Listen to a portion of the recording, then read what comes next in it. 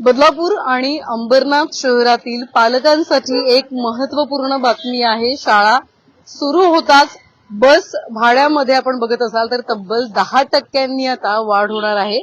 अंबरनाथ बदलापूर बस असोसिएशनच्या माध्यमातून हा महत्त्वपूर्ण निर्णय जो आहे तो घेण्यात आलेला आहे आणि 1 जुलैपासून याची अंमलबजावणी होणार असल्याचं या असोसिएशनच्या माध्यमातून सांगण्यात आलेलं आहे। यामागचं काय कारण आहे, साधारण किती रुपये वाढू शकतात, या सगळ्याचे अपडेट आपण या लाईव्हच्या माध्यमातून घेणार आहोत। नमस्कार, न्यूज टेक मराठीमध्ये मी श्रद्धा तुम्हा सर्वांचं स्वागत करते। शाळा आता काही शाळा सुरू झालेल्या आहेत, काही शाळा सुरू होण्यावर आलेल्या आहेत, परंतु यातच एक महत्त्वपूर्ण बातमी समोर येते। बसच्या भाड्यामध्ये जवळपास महिन्याभराच्या भाड्यामध्ये 10% वाढ जी आहे ती आता होताना आपल्याला पाहायला मिळते। पालकांवरती आर्थिक बोजा जो आहे, आर्थिक संकट जे आहे ते अगोदरच ही जी काही वाढती महागाई आहे त्यामुळे येताना आणि आलेलं आपल्याला पाहायला मिळते। महाग झालेले दप्तरं असू द्यात, महाग झालेले वह्या पुस्तकं असू द्यात, महाग झालेले गणवेश असू द्यात किंवा महाग झालेली बुटं असू द्यात किंवा महाग झालेलं शालेय साहित्य असू द्यात, या सगळ्यामुळे अगोदरच आर्थिक चणचण असलेल्या या पालकांना आता आणखी आर्थिक फटका जो आहे तो भोगावा लागणार आहे। यामागचं कारण म्हणजे बस भाड्यामध्ये 10% वाढ जी आहे ती करण्यात आलेली आहे। अंबरनाथ बदलापूर बस असोसिएशनचे जे अध्यक्ष आहेत लक्ष्मीकांत कोसंदर यांनी खरं तर बोलताना यामागचं काय कारण आहे ते दिलेलं आहे। आखाती देशात आपण पाहतोय युद्ध झालं आणि त्याच्यानंतर महागाई मोठ्या प्रमाणात वाढली। पंतप्रधान नरेंद्र मोदी यांनी सुद्धा अनेक आवाहनं जी आहेत ती नागरिकांना केलेलं पाहायला मिळालं। यामध्ये इंधनाचा वापर कमी करा असं सुद्धा त्यांनी सांगितलं आणि हा इशारा याचसाठी म्हणजे इंधनाची आयात जी आहे ती कमी होते की काय, कारण की दर सुद्धा आपल्याला 4 ते 5 रुपयांपर्यंत वाढलेला आपल्याला पाहायला मिळतोय।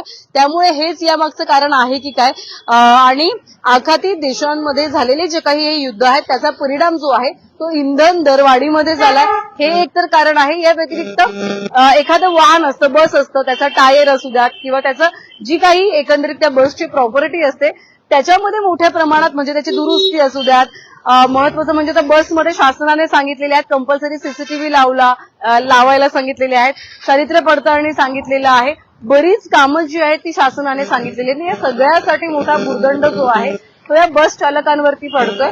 त्यामुळे हा मोठा निर्णय जो आहे तो बस चालकांच्या माध्यमातून घेण्यात आलेला आहे आणि आता या भाड्यामध्ये आपण बघत असाल तर तब्बल 10% वाढ जी आहे ती करण्यात आलेली आहे। 10% म्हणजे साधारण किती रुपयांनी वाढ होणार आहे तर पर म्हणजे किलोमीटरनुसार आपण बघत असाल तर या ठिकाणी जे पैसे जे आहेत विद्यार्थ्यांच्या पालकांकडून आकारले जातात। उदाहरण बघायला गेलो तर जवळपास आपण बघितलं एक विद्यार्थ्याचे जर 1000 रुपये दर महिना असेल तर त्याला 1100 रुपये जे आहेत ते या ठिकाणी वाढीव भरावे लागणार आहेत। 1,500 असतील तर जवळपास 150 रुपये भरावे लागणार आहेत। अशी ही भाडेवाढ म्हणजे 100 ते 150 रुपये भाडेवाढ जी आहे ती आता प्रत्येक विद्यार्थ्यामागे होताना आपल्याला बघायला मिळते।